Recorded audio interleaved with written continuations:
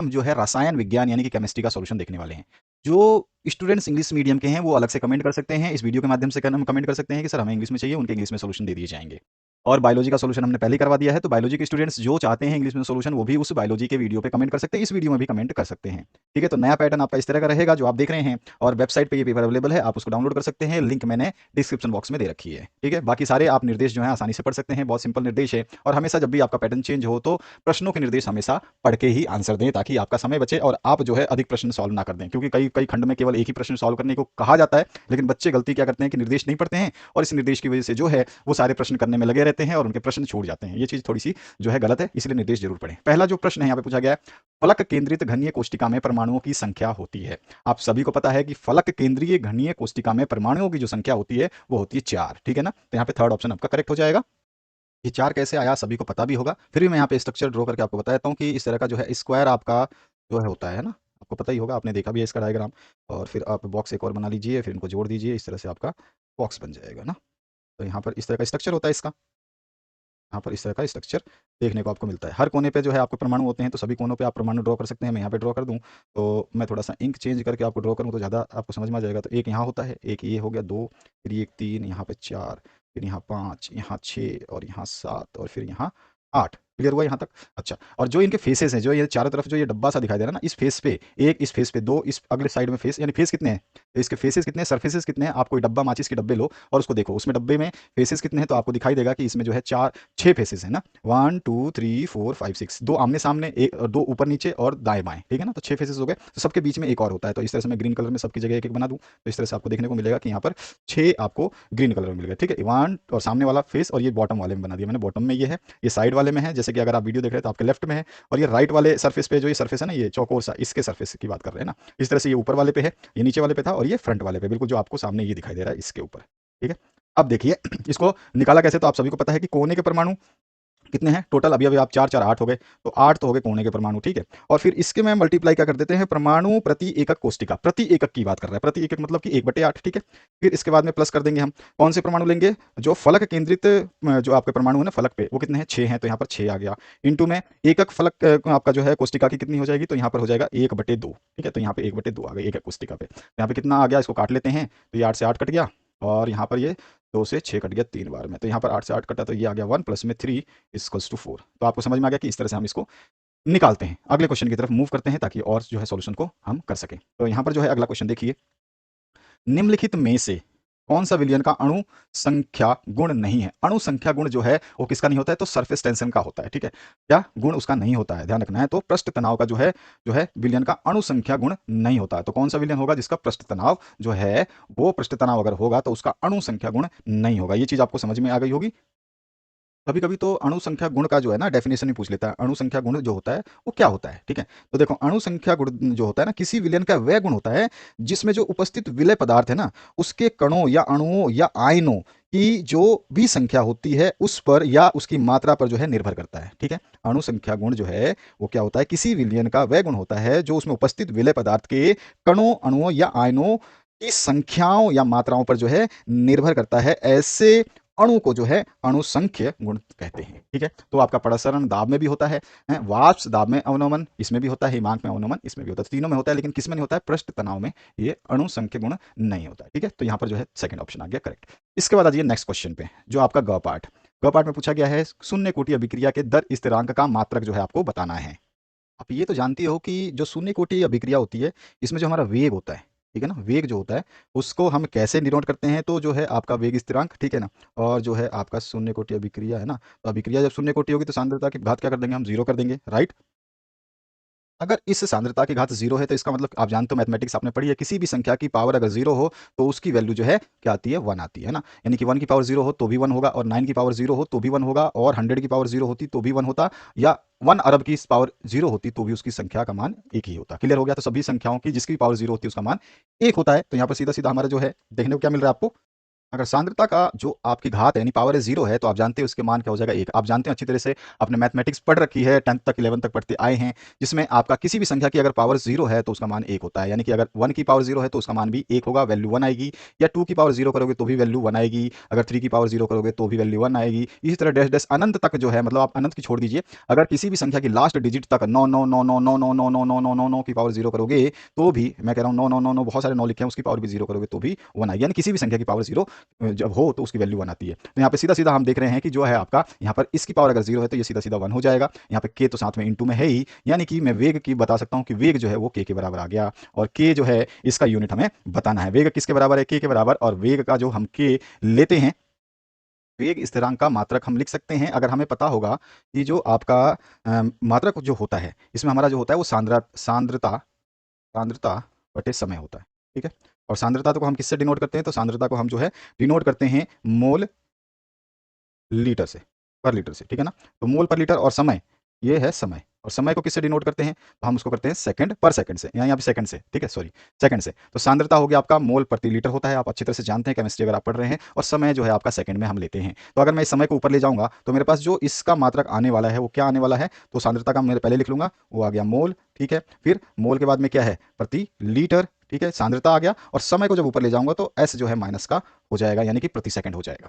तो यहाँ पर सीधा सीधा आप जो है समय, यहाँ पे प्रति सेकंड ही है, मतलब प्रति समय है, तो समय को जब ऊपर ले जाएंगे तो माइनस में, आपको पता ही है इतनी सारी चीजें तो आपने बहुत बेसिक चीजें सीख रखी हैं। तो मोल प्रति लीटर प्रति सेकंड जो है इसका थर्ड आंसर करेक्ट हो जाएगा। क्लियर हुआ? नेक्स्ट पार्ट की बात करते हैं। तो यहाँ पे देखिए, निम्नलिखित में कौन सा यौगिक केंजारो अभिक्रिया नहीं देता?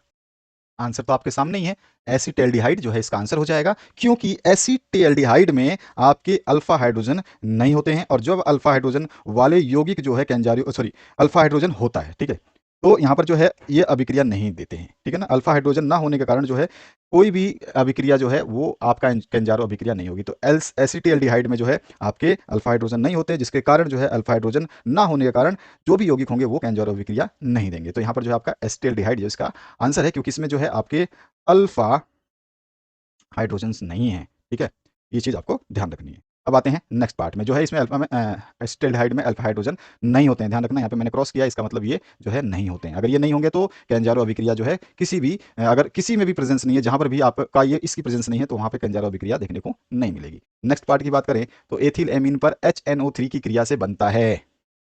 सबसे पहले एथिल एमीन ले लेते हैं, जिसका फॉर्मूला आपको सभी को पता है, C2H5NH2 होता है। ठीक है। प्लस आप इसको किससे रिएक्ट करवाएंगे? HNO3 दिया है ना, ये मिस्टेक है इसमें, HNO2 होना चाहिए। ठीक है ना। तो HNO2 से जब इसका रिएक्शन करवाएंगे तो ये हमारे को क्या देगा? C2H5OH। अब ये क्या है आपको अच्छी तरह से पता होना चाहिए, ये जो है एथिल एल्कोहल है। साथ में क्या दे देगा ये? तो ये N2 गैस दे देगा। ठीक है। साथ में और क्या दे देगा? तो ये वाटर दे देगा, H2O। तो यहाँ पर देख सकते हो हमारा जो प्रोडक्ट मिला वो हमारे ऑप्शन से क्या मैच हो रहा है? तो C2H5OH। तो यहाँ पर जो है फोर्थ ऑप्शन करेक्ट हो जाएगा। आते हैं नेक्स्ट क्वेश्चन की तरफ और इसको देखते हैं हम। जो हमारा ग्लूकोज होता है, आपको फॉर्मूला तो पता ही होगा कि आपका कार्बन जो है वो डबल बॉन्ड से जुड़ा हुआ है आपका, और फिर यहाँ पे आपका हाइड्रोजन है। इसके बाद हम नीचे अगर ले लेते हैं तो यहाँ हो जाएगा CHOH का 4, और यहाँ जुड़ा रहेगा आपका फिर से कार्बन से CH2OH। ठीक है। तो ये हमारा ग्लूकोज का स्ट्रक्चर होता है, आपको सभी को पता है। अब यहाँ पर जो है एल्डिहाइड ग्रुप आपको देखने को मिल रहा है, ये रहा एल्डिहाइड ग्रुप। ठीक है ना। तो ये एल्डिहाइड जो है ग्लूकोज अपचायक गुण प्रदर्शित करता है, क्योंकि इसमें जो है ये एल्डिहाइड जो है ग्रुप प्रेजेंट होता है। तो इसलिए हमारा आंसर हो जाएगा एल्डिहाइड समूह जो है होता है इसलिए। तो फर्स्ट ऑप्शन जो हमारा करेक्ट हो जाएगा। आते हैं नेक्स्ट क्वेश्चन की तरफ। तो यहाँ पर देखिए एक तत्व है जो ए बताया इसने कि ए तत्व है, परमाणु द्रव्यमान उसका 100 दे दिया है। इसकी संरचना जो है BCC है, यानी कि जेड आपका 2 है। समझ गए? BCC में आपका जेड जो है वो 2 होता है, तथा एकक कोष्ठी के कोर जो है आपका लंबाई उसकी दे रखी है 400 पिकोमीटर। तो यहाँ पे देखो जेड तो आपका 2 आ गया, ये आपको क्लियर हो गया। इसके बाद हमारे को एम दे रखा है 100, जो कि आप देख रहे हैं परमाणु द्रव्यमान है। ठीक है। तो एम जो है परमाणु द्रव्यमान हो गया, और जेड जो है आपकी परमाणुओं की संख्या हो गई। ठीक है। ये परमाणु की संख्या है, मैं परमाणु लिख सकता हूँ पर। ठीक है। तो ये परमाणु है, और ये देखना, ध्यान रखना कि एक एकक कोष्टिका में परमाणु जो है वो 2 हैं। एक एकक कोष्टिका में परमाणु जो है 2 है, ये ध्यान रखना है आपको। इसके अलावा और क्या दिया गया है आपको? अच्छा, कोष्टिका कोर की लंबाई जो है 400 पिकोमीटर दी गई है, तो यहाँ पे लंबाई जो हम निकाल लेंगे तो हमारी 400 पिकोमीटर है, यानी कि ये जो हो जाएगा इसको पिकोमीटर से हम कन्वर्ट कर लेंगे सेंटीमीटर में, तो 400 multiply by 10 to the power -10 से मल्टीप्लाई करने से ये पिकोमीटर से सेंटीमीटर में कन्वर्ट हो जाएगा। ठीक है, और जो है हम इसके जीरो को हटाएंगे तो यहाँ पर जो है 4 into 10 to the power -8 centimetre आ जाएगा। क्लियर हुआ? अब इसके बाद जो है सीधा सीधा, अच्छा एक चीज और बता दूं मैं आपको कि इसमें ए का घनत्व ज्ञात करना है जो रो से डिनोट होता है, तो ये रो है, थोड़ा सा टेढ़ा कर लेना इसको, ये रो है। ठीक है, यहाँ पर भी ये रो है, नीचे भी ये रो है, इस तरह से थोड़ा सा पी टेढ़ा। तो यहाँ पे होता है क्या है कि जो आपकी डेंसिटी होती है यानी कि घनत्व जो होता है ये क्या होता है हमारा Z इंटू एम, और Z क्या होती है अभी मैंने बताया परमाणु प्रति इकाई सेल, अभी अभी देखा हमने Z क्या है परमाणु प्रति इकाई सेल। उसके बाद जो है आपका M क्या है, तो अभी अभी हमने बात करा M जो है आपको बताया गया है, मैंने अभी अभी ऊपर दिखाया परमाणु द्रव्यमान, ऊपर देख लो एक बार फिर से परमाणु द्रव्यमान, M क्या है परमाणु द्रव्यमान, तो मैं यहाँ पे इसको भी यहाँ पे शो कर देता हूँ, M क्या है परमाणु द्रव्यमान। ए आपको देख लिया कि ए यहाँ पे दिया गया है जो कि आपका क्या है, यहाँ से उठा लूँ तो ए जो है कोर का जो है वो लंबाई है। ठीक है, कोर लंबाई, कोष्टिका कोर की लंबाई। और जो है इसके अलावा हमारे पास और कुछ खास आगे बढ़ेंगे उस न्यूमेरिकल में देख लेंगे। और एन ए की वैल्यू हमारे को जरूर देखनी है, 6.023 इंटू 10⁻23 पर मोल दिया गया है। ठीक है, तो चलिए अब इसको हम पुट कर देते हैं इस इक्वेशन में, हमारे पास सारी वैल्यू है, एन ए हमारे को पता ही है, जो एन ए है वो क्या होता है आवोगार्दो संख्या जो होती है वो एन ओ हमारे को दे रखी है आवोगार्दो संख्या, तो यहाँ पे एन ए क्या है ये है। तो सारे फॉर्मूले के हमारे को वैल्यूज मिल गई, पुट कर दें सभी वैल्यूज को, तो इसको जब हम सॉल्व कर लेंगे तो सॉल्यूशन तो आप मैथमेटिक्स तो जानते ही हैं, सॉल्व कर लेंगे तो हमारा जो आंसर आ जाएगा वो आ जाएगा 5.188 ग्राम पर सेंटीमीटर क्यूब आना चाहिए यहाँ पर, ये आपका डेंसिटी। ठीक है, पर सेंटीमीटर क्यूब। ठीक है, इसके बाद जो नेक्स्ट पार्ट बचा इसमें क्या है आपका, अच्छा एक चीज और, 100 ग्राम ए के परमाणुओं की संख्या भी हमें निकालनी है। ठीक है, तो ये कैसे आ जाएगा, देखो यहाँ पर हमारे क्या है कि 10 ग्राम परमाणुओं की संख्या क्या हो जाएगी हमको सीधा सीधा, देखो क्योंकि 100 ग्राम ए परमाणुओं की संख्या दे रखी है, क्यों, क्योंकि आपको पता होना चाहिए, मैं आपको बता दूं कि जो है 100 ग्राम, ठीक है, ये होता है हमारा 1 मोल के बराबर। ठीक है, और जो है ये होता है हमारा एन ए जो आवोगार्दो संख्या है उसके बराबर, जिसकी वैल्यू क्या है हमारे को दे रखी है, जो कि अप्रोक्सीमेटली हम ऊपर से उतार लेते हैं इसका, तो इसकी वैल्यू जो है होती है कितनी आपकी 6.022 इंटू 10⁻23। ठीक है, तो ये होती है, तो ये आपकी हमारे पास एन ए की वैल्यू के बराबर होता है 100 ग्राम, 1 मोल होता है। तो यहाँ पे सीधा सीधा वही चीज़ बोली कि 100 ग्राम ए परमाणुओं की संख्या कितनी हो जाएगी, तो वो इतनी हो जाएगी। ठीक है, एन ए के बराबर हो जाएगी क्योंकि एन ए जो है 1 मोल के बराबर होता है। क्लियर हुआ? और 1 मोल जो है आपका 100 ग्राम के बराबर परमाणु होते हैं। क्लियर हुआ यहाँ पर ये चीज़? तो 10 ग्राम ए के परमाणुओं की संख्या निकालनी है, तो हमें सीधा सीधा क्या करेंगे, हमारे को जो है एक में कितना हो जाएगा, अगर 100 ग्राम ए परमाणु में इतना है तो एक में कितना हो जाएगा, इसको डायरेक्ट किया गया है बस इतना ही है, तो ए में हम क्या करेंगे इसमें भाग दे देंगे, जब एक का निकालना होगा तो हमें 100 से इसमें भाग देना होगा इस 100 से। अगर फिर हमें 10 से निकालना है तो क्या करेंगे, 10 को गुना कर देंगे, तो जब इसको हम मल्टीप्लाई करेंगे तो कितना आंसर आ जाएगा हमारे पास में, तो ये आ जाएगा आपके पास में 6.022 इंटू 10⁻22 परमाणु। ठीक है, तो ये आपका परमाणु। ठीक है, अब इसके बाद आते हैं नेक्स्ट पार्ट पे।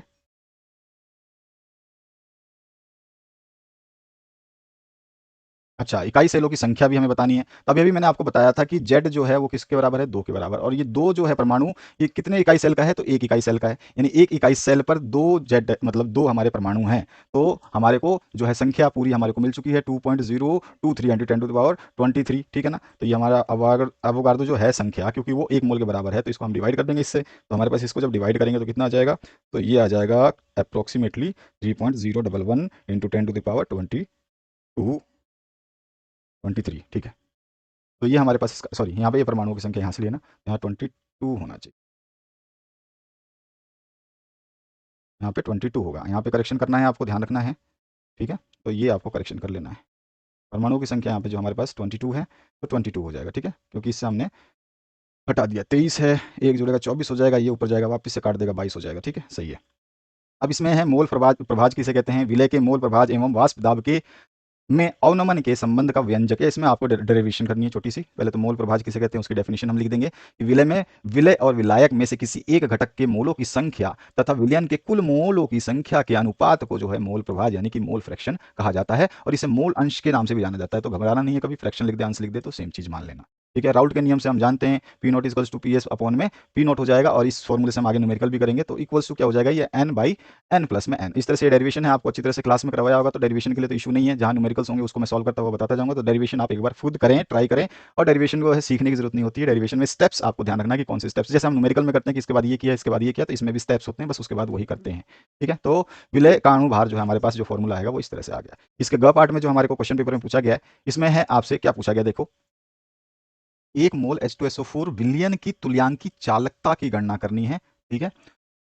इसकी विशिष्ट चालकता, ठीक है, विशिष्ट चालकता यानी कप्पा जो है आपको दे रखा है ओम पर सेंटीमीटर में, कप्पा जानते हैं आप अच्छी तरह से, और एस का परमाणु भार जो है 32 दे रखा है। अब यहाँ पे सबसे बड़ी चीज क्या है, यहाँ पर 1 मोल सांद्रता आपको बताई है। ठीक है। तो सांद्रता 1 मोल दिया गया है, तो इसका मतलब मुझे H2SO4 का जो है परमाणु भार निकाल लेना है। तो इसमें कितना आ जाएगा आपका 2 इंटू जो है एच में 2, और सॉरी एच कितना हाइड्रोजन में 1 होता है, कितनी बार हाइड्रोजन 2 है। ठीक है। प्लस में आपका सल्फर कितना हो जाता है, तो ये हो जाएगा हमारा 32, और फिर प्लस में आपका, क्योंकि यहाँ पे दिया गया है ना, देख लो ये।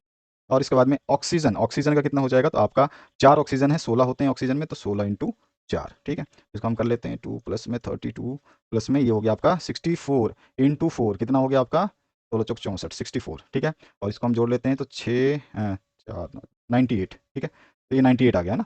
तो देखो यहीं पर सांद्रता अगर 1 है तो H2SO4 का जो भार निकाल लिया वो 98 ग्राम पर लीटर। ठीक है, ये निकाल लिया। तो यही जो है मैंने यहाँ पे शॉर्ट को जो है डिस्क्राइब कर दिया। क्लियर हुआ आपको यहाँ पर कैसे आया ये 98 ग्राम पर लीटर, समझ में आ गया H2SO4 कैसे आया। अच्छा, अब देखो H2SO4 जो है ना, इसमें हमें एक चीज और समझनी है, वो ये है कि ये इस H2SO4 का तुल्यांकी भार कैसे निकालेंगे। जो चीजें बता रहा हूँ बड़े ध्यान से समझ लेना, अगर आपने क्लास मिस करी है, नहीं समझ में आया था, तो यहाँ पे समझ लेना।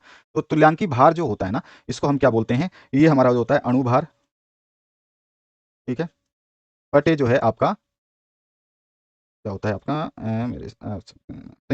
ठीक है, संयोजकता।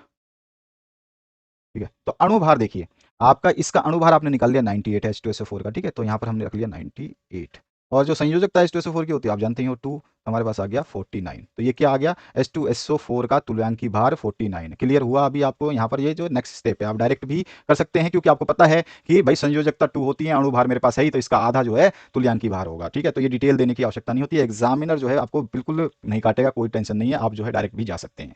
अब यहाँ पे ये तुल्यांकी भार तो आ गया, तो यहाँ पर जो है ग्राम तुल्यांक प्रति लीटर की बात आ रही है। तो प्रति लीटर यानी कि आपको जो है यहाँ पे टोटल जो है एक सांद्रता 1 पर H2SO का कितना है आपके पास में भार, तो ये है आपके पास 98, और उसकी तुल्यांकी भार कितना आ गया 49। तो इन दोनों को डिवाइड कर देंगे तो ग्राम प्रति जो है ग्राम तुल्यांकी प्रति लीटर आ जाएगा। ठीक है, ग्राम तुल्यांकी प्रति लीटर आ जाएगा। तो यहाँ पर हमारे पास 98/42, तो हमारे पास कितना आ गया, ये 2 आ गया। क्लियर हुआ यहाँ पर। तो अब देखो हमारे पास तुल्यांकी चालकता जिसको लैम्डा से प्रदर्शित करते हैं, वो लैम्डा EQ बराबर कप्पा इंटू 1000 अपॉन में C बोलिए, या फिर आप इसको N भी लिख सकते हैं। ठीक है ना, तो N लिखना चाहें तो आप N भी लिख सकते हैं। तो N क्या होता है, ये प्रति लीटर ग्राम तुल्यांकों की संख्या। ठीक है, या फिर C जो बोलिए, आप C बोल दें इसको, या फिर आप इसको N से भी डिनोट कर सकते हैं। ठीक है। तो ये दोनों ही क्या होते हैं, सेम चीजें हैं। ठीक है, अलग अलग बुक्स की बात है। और जो ये होती है ना, ये हमारी क्या होती है, प्रति लीटर। ठीक है, प्रति लीटर ग्राम तुल्यांकों की संख्या। ठीक है।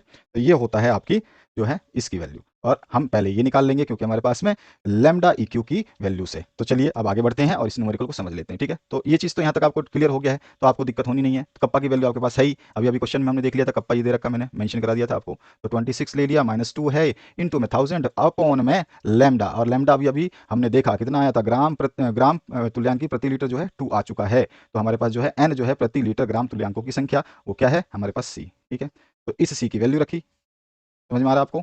अब इसको डिवाइड किया तो हमारे पास 130 ओम प्रति ओम सेंटीमीटर स्क्वायर प्रति तुल्यांक जो है इसका आंसर आया। तो मेरे हिसाब से आपको क्लियर हो चुका होगा। आगे बढ़ते हैं नेक्स्ट क्वेश्चन की तरफ।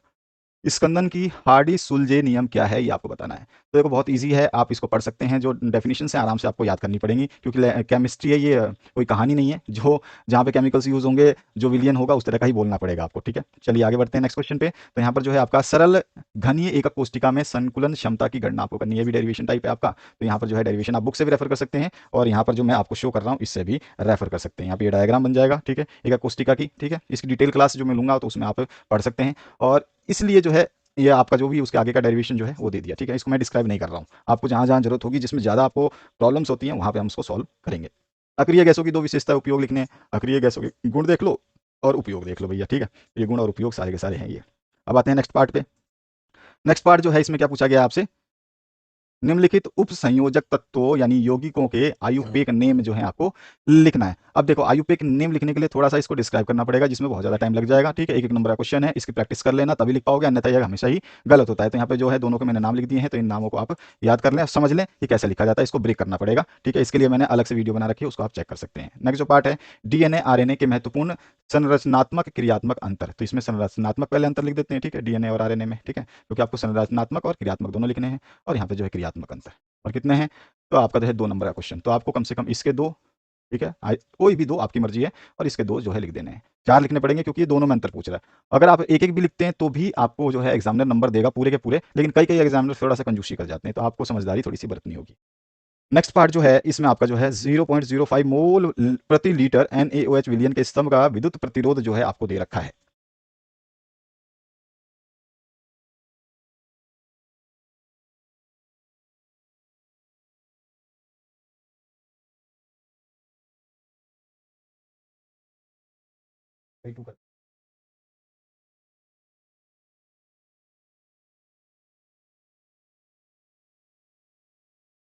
सही निकाल।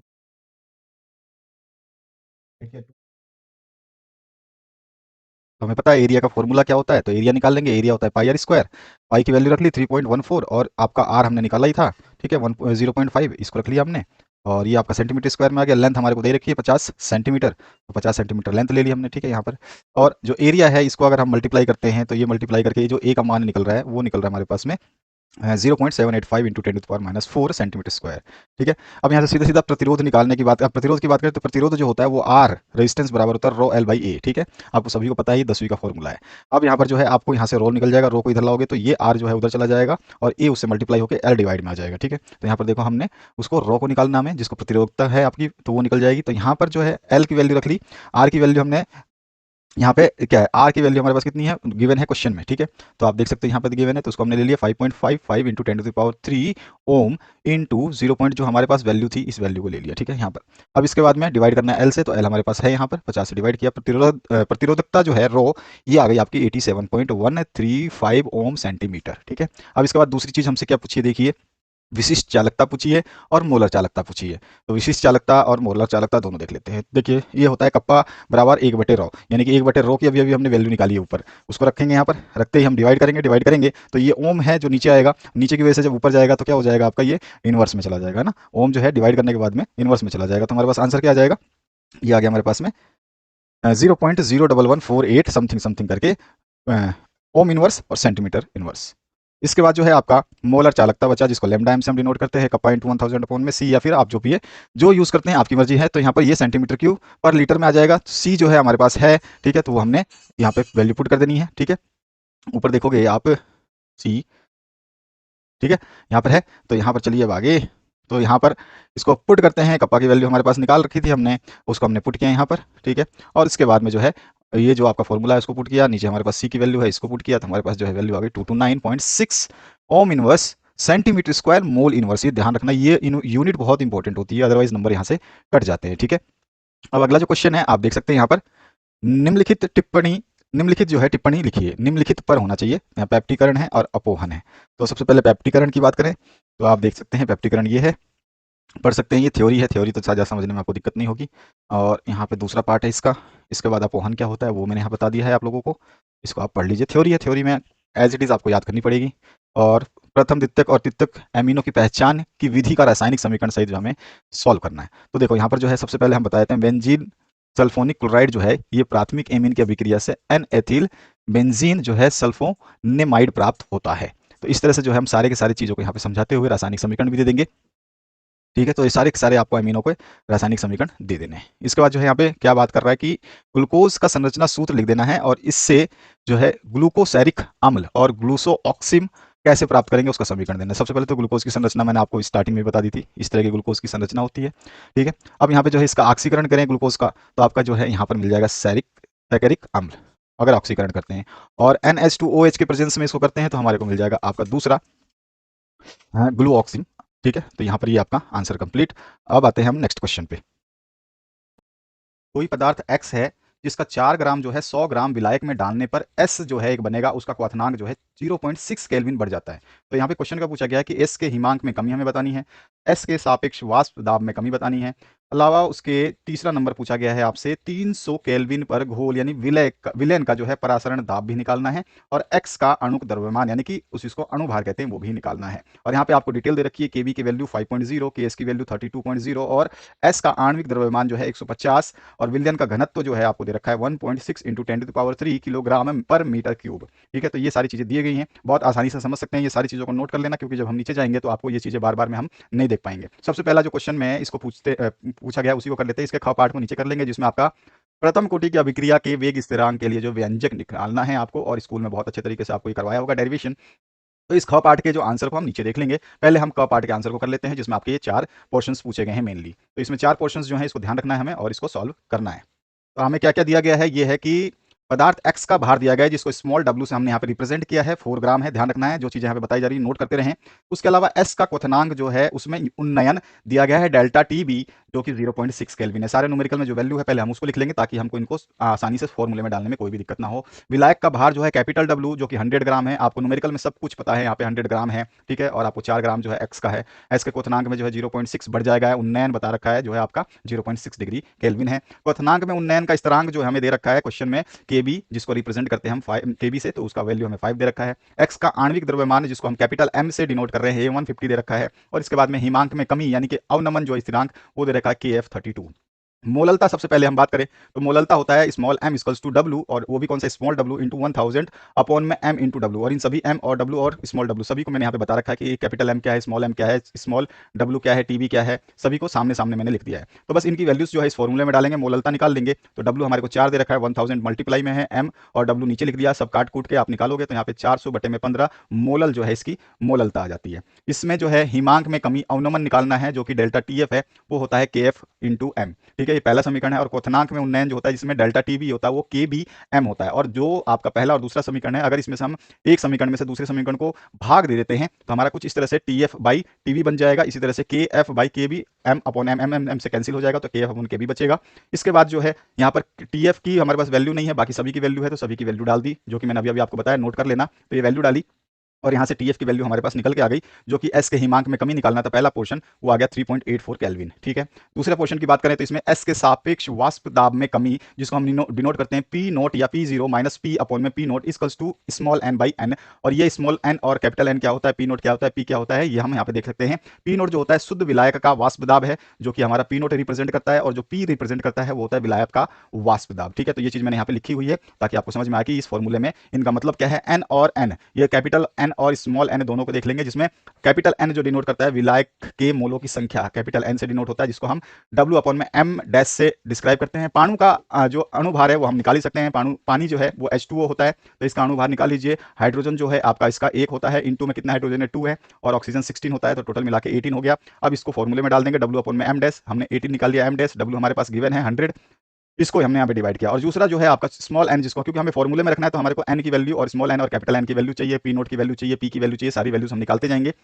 इसके बाद में यहाँ पर विलय पदार्थ के मोलों की संख्या जो स्मॉल एन से रिप्रेजेंट करता है वो स्मॉल डब्ल्यू, ये देखो ये कैपिटल एन वाला कैपिटल डब्ल्यू, स्मॉल एन वाला स्मॉल डब्ल्यू अपॉन में एम। तो यहाँ पर जो है स्मॉल डब्ल्यू जो है आपका कितना है 4 है, क्वेश्चन में दिया गया है। एम हमारे क्वेश्चन में दिया गया 150, इसको रखा, और ये हमारे पास कैपिटल एन और स्मॉल एन की वैल्यू आ गई। अब एस के सापेक्ष वाष्प में जो कमी होगी दाब में, वो P note minus P upon में पी नोट होगा, तो इनकी वैल्यूज रखते हैं। पी नोट हमारे पास जो अभी हमने देखा यहाँ पर क्या हो जाएगा, 4 अपॉन में 150 इंटू में 18 अपॉन में इंटू 100। ठीक है, तो यहाँ पे आ जाएगा 72, और बटे में इसको गुणा करोगे तो आ जाएगा 15,000। ठीक है, तो ये चीज हमारे पास समझ में आ गई। अब यहाँ पे जो है इसकी वैल्यू जो हमें निकालनी थी, एस के वाष्प दाब में कमी जो है वो कितनी आ गई 0.048, तो ये हमारे पास इक्वेशन आ गई, यानी कि इसका आंसर आ गया। इसके बाद तो थर्ड पार्ट में पूछा गया 300 केल्विन पर विलयन का परासरण दाब निकालना है, तो टेम्परेचर हमें दे रखा है 300 केल्विन, परासरण दाब जो होता है वो होता है पीवी इक्वल्स टू एनआरटी। और याद रखना कि इसमें जो है हमारे को क्या क्या चीजें देखनी है, तो हमारे को जो है एक एन चाहिए, एन जो होता है वो डब्ल्यू अपॉन में एम होता है, अभी हमने डिस्कस किया। दूसरा चाहिए वॉल्यूम, ठीक है, वॉल्यूम यानी कि आयतन, और आयतन जो होता है एम बाई डी होता है। क्यों? क्योंकि द्रव्यमान जो होता है, जो मास होता है वो डी इंटू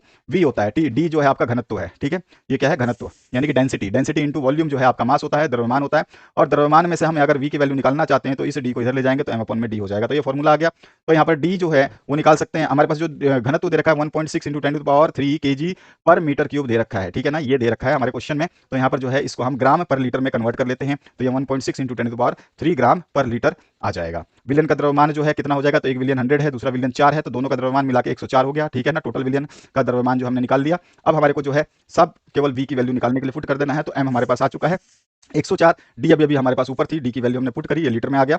इसके बाद में परासरण दाब का फॉर्मूला मैंने आपको बताया था, पीवी इक्वल्स टू एनआरटी। तो मेरे पास जो है पी हमें निकालना है, वी हमने निकाल लिया, एन हमारे पास था ही, आर हमारे पास दे रखा है, टी हमारे पास दे रखा है, सभी की वैल्यू पुट करी। तो पी की जो वैल्यू आ जाएगी वो आपको कैलकुलेशन करके मैथमेटिकली सॉल्व करोगे तो आपका 0.0101046 इंटू 10³ जो है इस तरह से आ जाएगा। आप जो है इसकी 10³ जो है मल्टीप्लाई करोगे तो इस तरह से आपका पी इक्वल्स टू 10.104 ATM, मतलब आपका जो है ये आ जाएगा एटमॉस्फेरिक प्रेशर पे, ठीक है, परासरण दाब। इसके बाद इसमें चौथा पॉइंट पूछा गया, एक्स का अणुक द्रव्यमान यानी अणुभार निकालना है। तो एक्स का अणुभार जो होता है वो W इंटू एम अपॉन में W P note minus P upon में पी नोट होता है। ध्यान रखना, फॉर्मूले सारे याद रखने पड़ेंगे। W की वैल्यू मुझे पता है, M की वैल्यू मुझे पता है, ठीक है, W की इस वाले कैपिटल W की मुझे पता है, और P note minus P upon में अभी अभी हमने निकाला था, इसकी वैल्यू जो है हमने देखा था कि यहां देखोगे तो आ जाओ, देखो परासरण दाब जो है ये देखो हमने 0.84 निकाला था ये, ठीक है, ये जो है वाष्प दाब में कमी P note minus P upon में पी, तो इसको हम रख देंगे यहाँ पे। अब इसको रखते ही हमारा जो है सॉल्यूशन हो जाएगा। तो ये रखा हमने इसकी वैल्यू को और डिवाइड कर लेंगे हम, और फिर हमारे पास पदार्थ एक्स का अणुभार जो आ जाएगा 125 ग्राम पर मोल, ठीक है। इसके बाद जो है नेक्स्ट पार्ट, जिसमें प्रथम कोटि अभिक्रिया के लिए वेग समीकरण जो हमें निकालना था, ख पार्ट जो है आपका, उसको हम सॉल्व कर रहे हैं। तो यहाँ पर जो है इसका आपको डेरिवेशन करना है। ए जो है ये आपका प्रथम कोटि अभिक्रिया में कोई उत्पाद बनाता है, अभिक्रिया का वेग हम जो है इस तरह से डिनोट करते हैं, पता ही है आपको, डेरिवेशन कराया है स्कूल में, तो इसको आपको अपने हिसाब से कर लेना है। और कोई भी कमी है, कोई परेशानी है तो आप कमेंट सेक्शन में कमेंट कर दें, पॉइंट टू पॉइंट इसको नोट कर लेना है आपको। तो आपका जो लास्ट में वैल्यू आ जाएगी इसकी, वो आ जाएगी 2.303 अपॉन में टी लॉग 10 ए अपॉन में ए माइनस एक्स, सभी को पता है, तो ये लिख सकते हैं या फिर आप ये भी लिख सकते हैं। उसके अलावा फिर आप इसका जो है विस्तार पूर्वक अर्ध आयुकाल निकालेंगे तो वो भी आप निकाल सकते हैं। अर्ध आयुकाल का जो आपका आता है वो हमारे पास आ जाएगा टी हाफ, जो टी हाफ निकालेंगे तो आ जाएगा 0.693 अपॉन में के, और ये जो है वैल्यू हमेशा याद रखनी है क्योंकि न्यूमेरिकल्स में ये यूज किए जाते हैं। ये हो गया आपका। अब इसमें ग पार्ट भी पूछा गया, संक्रमण तत्व जो है किसे कहते हैं या किन्हें कहते हैं, और संक्रमण तत्वों के संदर्भ में जो है निम्न को समझाना है। ये रंगीन आयन बनाते हैं और ये अंतरकाशी यौगिक बनाते हैं, दोनों को समझा देना है, ठीक है। संक्रमण तत्वों के बारे में हमने लिख दिया है। संक्रमण तत्वों में जो है ये रंगीन आयन क्यों बनाते हैं ये हमने एक्सप्लेन कर दिया है, ठीक है। तो ये रंगीनहीन बनाते हैं, ठीक है ना, ये चीज आपको ध्यान रखना है। और दूसरा जो है अंतरकाशी यौगिक क्यों बनाते हैं, तो यहाँ पर भी आपको इसका जो है आंसर मिल जाएगा। इसके बाद लिगेंड क्या होते हैं, ये क्रिस्टल क्षेत्र में विपाटन ऊर्जा को कैसे प्रभावित करते हैं, तो इसको भी आप आसानी से लिख सकते हैं, ठीक है। या फिर इसका डेफिनेशन दूसरे तरीके से भी लिख सकते हैं। और फिर आप लिगेंड के बारे में थोड़ा सा चित्र वगैरह डायग्राम बना करके, केमिस्ट्री है तो आपको सॉल्व करना होगा इसी तरह से। और इसके जो 3 कारक क्रिस्टल क्षेत्र में विभाजित ऊर्जा को जो है प्रभावित करते हैं उनको भी हमें बता देना है ABC के नाम से, ठीक है। तो यहाँ पर जो है इसका सोल्यूशन इस तरह से मिल जाएगा। इसके बाद में जो है आपका 6th क्वेश्चन, इसमें क पार्ट पूछा गया, निम्नलिखित को कारण सहित समझाना है। साधारण ताप पर जो ऑक्सीजन एक गैस है, सल्फर ठोस है, हैलोजन प्रबल ऑक्सीकारक है, उत्कृष्ट गैसों का क्वथनांक जो है बहुत कम होता है। या फिर अथवा वाला पार्ट जो है हेबर विधि द्वारा अमोनिया के औद्योगिक निर्माण का नामांकित चित्र सहित वर्णन करके उसके प्रमुख गुण और उपयोग जो है आपको लिख देने। तो हमने कोई भी आपको अथवा में से एक ही करना होता है, तो हमने जो है नीचे वाला हेबर विधि वाला कर दिया है, तो हेबर विधि का आंसर यहाँ पर है। और फिर भी अगर आप सारे पार्ट्स के आंसर चाहते हैं तो भी उसके लिए कमेंट कर सकते हैं। ये आपका हेबर विधि है, ये डायग्राम जरूर बना लेना। हेबर विधि का सिंपल सा डायग्राम है ये, इसको जरूर करना है, जिसमें अमोनिया का निर्माण होता है। और इसका जो भी आपको प्रोसेस है उसको जरूर समझाना है एक बार। इसका रासायनिक गुण क्या है ये भी आपको बता देना है। धातुओं के साथ, धातु ऑक्साइडों के साथ जो अपचयन होता है ये भी आपको बता देना है। इसके बाद में उपयोग बता देना है प्रयोगशाला में, और उसके बाद में बर्फ बनाने और कोल्ड स्टोरेज में। इसके बाद में जो ख पार्ट है, निम्नलिखित पर टिप्पणी लिखनी है, जिसमें रायमंड टीमन अभिक्रिया है और कोल्बे अभिक्रिया है, विलियम संश्लेषण है। और अथवा पार्ट में आपसे क्या पूछा गया है, क्या होता है जब केवल रासायनिक समीकरण लिखना है। फिनॉल को जिंक चूर्ण के साथ गर्म किया जाता है, एथिल अल्कोहल को सांद्र सल्फ्यूरिक अम्ल यानी H2SO4 के साथ में 160 डिग्री सेंटीग्रेड पे जो है गर्म किया जाता है। इथाइल ईथर की हाइड्रोआयोडिक अम्ल के साथ जो है अभिक्रिया होती है, और साथ साथ फिनॉल में ब्रोमीन जल मिलाया जाता है, और फॉर्मल्डिहाइड की गिरनार्ड अभिकर्मक से अभिक्रिया कराने पर जल अपघटन किया जाता है। तो इन सभी का हम समीकरण लिख करके बता देंगे। इसका अथवा पार्ट में से आप चाहे तो ये भी कर सकते हैं, इनको पहले मैं सॉल्व करवा चुका हूं, और अथवा पार्ट का जो है यहाँ पे हम सॉल्व कर सकते हैं। सबसे पहला पार्ट इसमें पूछा गया, फिनॉल जो है इसको जिंक के चूर्ण के साथ गर्म करेंगे तो फिनॉल है आपका, इसको जिंक के साथ जब गर्म करते हैं तो बेंजीन देता है और जेडेनो दे देगा। इस तरह दूसरे पार्ट में आपसे पूछेगा, एथिल अल्कोहल को सांद्र सल्फ्यूरिक अम्ल पर 160, तो यहाँ पर एथिल अल्कोहल है आपका C2H5OH, H2SO4 की प्रेजेंस में 160 डिग्री सेंटीग्रेड पे जब इसको हम करते हैं ट्रीट, तो हमारे को जो है डाइथाइल ईथर जो है मिलता है, और साथ में वाटर मिलता है। इसके बाद जो नेक्स्ट पार्ट है, यहाँ पर क्या बोला है इसने, इसमें बोला है कि आयोडिक अम्ल के साथ अभिक्रिया, ठीक है। तो यहाँ पर जो है सबसे पहले हाइड्रिक आयोडिक अम्ल जो है इसके अगर ठंडा होगा तो उसके साथ अगर करते हैं तो एथिल अल्कोहल और एथिल आयोडाइड मिलेगा। अगर गर्म आप HI के साथ अभिक्रिया कराएंगे तो यहाँ पर जो है एथिल आयोडाइड मिलेगा, ठीक है। ये चीज समझ में आ गई आपको। और चौथे पार्ट में आपसे क्या पूछा है, तो Br2 और HO मतलब जल के ब्रोमीन और जल मिलाया जाता है फिनोल में, तो क्या होगा, तो फिनोल आपके सामने है। फिनोल में जब ब्रोमीन और जल जो है मिलाया जाएगा तो यहाँ पे 2,4,6 ट्राई ब्रोमोफिनोल जो है प्रेजेंस होता है, यानी बन जाता है। और इसके बाद पांचवें पार्ट में जो है आपसे क्या पूछा है, फॉर्मेल्डिहाइड की ग्रेनाड अभिकर्मक के साथ अभिक्रिया कराने पर जल अपघटन होगा, तो क्या होगा, तो यहाँ पर जो है हम लिख लेते हैं फॉर्मेल्डिहाइड को, और जब इसको ट्रीट कराते हैं तो अल्कोहल जो हमें फॉर्म में मिलता है। तो इस तरह से ये आप रिएक्शंस बताएंगे। इसके बाद में एरिल एल्डिहाइड नाभिक रागी प्रतिस्थापन अभिक्रियाओं के प्रति जो है ये कारकों से कम क्रियाशील होते हैं। ये आपको बताना है किन कारकों से जो है कम होते हैं। अथवा में एक पार्ट और पूछा गया है, क्लोरीन यद्यपि इलेक्ट्रॉन अपनयन समूह है फिर भी यह जो एरोमेटिक इलेक्ट्रॉन रागी प्रतिस्थापन अभिक्रिया में ऑर्थो तथा पैरा निर्देशक है, इसका रीजन क्या है। और एल्किल हैलाइड ध्रुवीय होते हुए भी जो है जल से अभिसरणीय है, ये अभी आपको बताना है। तो अगर हम बात करें एरोमेटिक की, तो एरोमेटिक वाला जो मैंने आंसर ये वाला फर्स्ट वाला इसका अथवा पार्ट को कराया मैंने, तो यहाँ पे जो है एरोमेटिक का जो आपको बता देना है, तो इस तरह से आप पूरा जो है इसका विवेचन लिख देंगे, साथ में डायग्राम दे देंगे, उदाहरण भी दे देंगे। इसके दूसरे पार्ट में एल्किल हैलाइड जो है ये क्या होते हैं, पोलर होते हैं, इसके ध्रुव जो है पोलर होते हैं, एल्किल हैलाइड के ध्रुवीय होते हैं, तो ये जल से अभिसरणीय है, तो ये भी इसका रीजन हमने यहाँ पे दे दिया है। इसके बाद में इसका ख पार्ट है जिसमें प्रोपेनल और एवं प्रोपेन, इसके क्या है रासायनिक परीक्षण जो है आपको करने हैं, फिनॉल एंड बेंजीन अम्ल और एसिटोफिनॉन और बेंजोफिनॉन, ठीक है। अथवा में निम्नलिखित कैसे प्राप्त करेंगे, केवल रासायनिक समीकरण लिखना है, तो यहाँ पे भी रासायनिक समीकरण है और यहाँ पे रासायनिक परीक्षण है, ठीक है। तो यहाँ पर भी जो वैल्यूज है इनको, तो अगर हम बात करें कि प्रोपेनॉल जो है, अगर आप प्रोपेनॉल और प्रोपेन बनाते हैं तो इसमें कैसे रासायनिक परीक्षण में क्या होगा, तो अगर हम प्रोपेनॉल लेते हैं, अगर इसका हम रासायनिक परीक्षण करते हैं तो कोई भी अभिक्रिया नहीं होगी, तो हम समझ जाएंगे कि ये जो है आपका प्रोपेनॉल है, प्रोपेनोन नहीं है। अगर हम प्रोपेनोन होता तो जब इसको हम रिएक्ट कराएंगे आयोडीन और NaOH से, तो ये जो हमारे को आयोडोफॉर्म यानी कि पीला कलर देगा, तो हम समझ जाएंगे कि ये प्रोपेनोन है। ध्यान रखना, प्रोपेनॉल में कोई अभिक्रिया नहीं होगी, प्रोपेनोन होगा तो अभिक्रिया करके पीले कलर में आयोडोफॉर्म देगा। इसी तरह से फिनॉल जो है ये अभिक्रिया करके जो है आयरन फिनॉल जो है यानी कि बैंगनी कलर प्रेजेंस करेगा, तो बैंगनी कलर आते ही समझ लो आयरन फिनॉल बन गया। इस तरह बेंजोइक अम्ल जो है इसकी अभिक्रिया कराते हैं तो सफेद अवशेप प्राप्त होगा, प्रेसिपिटेट प्राप्त होगा, जो कि फेरिक बेंजोएट बनता है, ठीक है। तो ये भी ध्यान रखना कि कलर वाइज आप पहचान सकते हो। इसके बाद में जो है आयोडोफॉर्म बनेगा एसिटोफिनोन से भी, जिसमें आपका आयोडीन और NaOH से ट्रीट कराओगे तो आयोडोफॉर्म वो भी पीला अवशेप देगा, आपको पीले कलर में आ जाएगा। तो इस तरह से हम जो है इसका परीक्षण कर सकते हैं। और बेंजोफिनोन जो है इसको हम अभिक्रिया करेंगे तो इसका कोई भी रिएक्शन नहीं होगा, कोई आपके पास प्रोडक्ट नहीं बनेगा। तो इस तरह से जो है ये सॉल्यूशन था केमिस्ट्री का। अगर आपने न्यूमेरिकल्स अच्छे तरीके से समझे तो आपका बहुत सारे डाउट क्लियर हो गए हैं। शेयर करना बिल्कुल ना भूलें, और आपका नेक्स्ट वीडियो जल्द से जल्द आ रहा है। मैक्सिमम कमेंट करें कि आपको कौन से सब्जेक्ट का सॉल्यूशन चाहिए, क्योंकि हमारे पास आर्ट्स और कॉमर्स वालों को बहुत सॉल्यूशंस के लिए कमेंट आ रहे हैं, तो उनके भी हमें सॉल्व करवाने होंगे। तो आपके जितने ज्यादा कमेंट रहेंगे तो उतनी जल्दी हम सॉल्व करेंगे। आशा करता हूं इस वीडियो को शेयर कर दिया होगा और इस वीडियो से आपने बहुत कुछ सीखा भी होगा। नेक्स्ट वीडियो में मिशन मेरिट के वीडियो में हम फिर से मिलेंगे। Thank you very much, have a good day.